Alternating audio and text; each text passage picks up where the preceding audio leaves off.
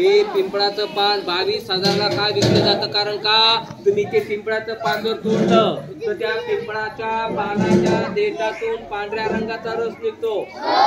ना रस, तो जी पांढऱ्या रंगाचा रस निघतो त्याला वनस्पती शास्त्रामध्ये सिरॅटॉन असं बोललं जातं.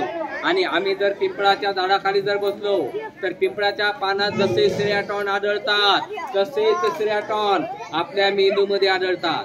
आपण जर पिंपळाच्या झाडाखाली जर बसलो, पिंपळाच्या पानातले सिरॅटॉन आपल्या मेंदूतले सिरॅटॉन एकत्र येतात आणि मग आपली स्मरणशक्ती वाढते. काय वाढते? आपली संवेदनशीलता वाढते. आपली काय वाढते? आपण आक्रमक होत नाही.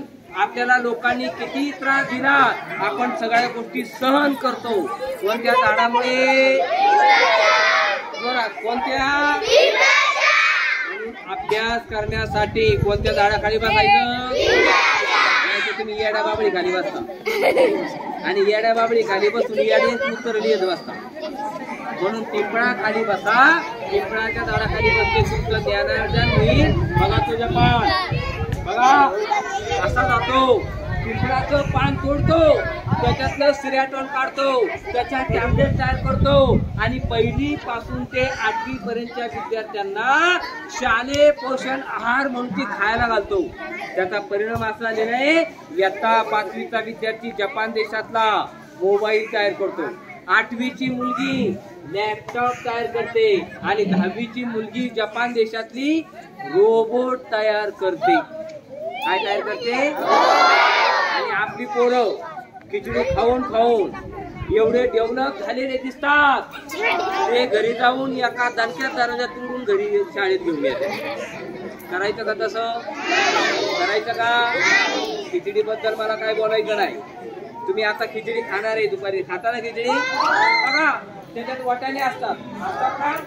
ते वाटाणे घ्या, पाण्यात टाका. वाटाणे खाली जायला पाहिजे का वर यायला पाहिजे? विज्ञान सांगतं ते खाली जायला पाहिजे. तुम्ही अंगणवाडीचे वाटाणे घ्या, पाण्यात टाका, ते असे वर येतात. अंगणवाडीच्या मॅडमने विचारलं, मॅडम हे वाटाणे असे वर काय येतात? मॅडमने मला सांगितलं, सर हे वाटाणे जे खातात ते 8वी पर्यंत असेच वर जातात. मग तुम्ही असंच वर जाणार का? जा पिंपळाचं पान तोडा, त्याची पत्रावळी तयार करा, त्याच्यात वरण भात खा आणि तो खाऊन मग बघा कशी मजा येईल. पण तुम्ही काय करता? प्लॅस्टिकच्या भांड्यामध्ये डब्बा आणायचा, प्लॅस्टिकच्या बाटलीमध्ये पाणी प्यायचं बंद करा. बंद. प्लॅस्टिकच्या पाण्यामुळे माणसाला कॅन्सर होऊ लागले. मी नाही बघा, माझ्याकडे पाण्याची बाटली प्लॅस्टिकची नाही.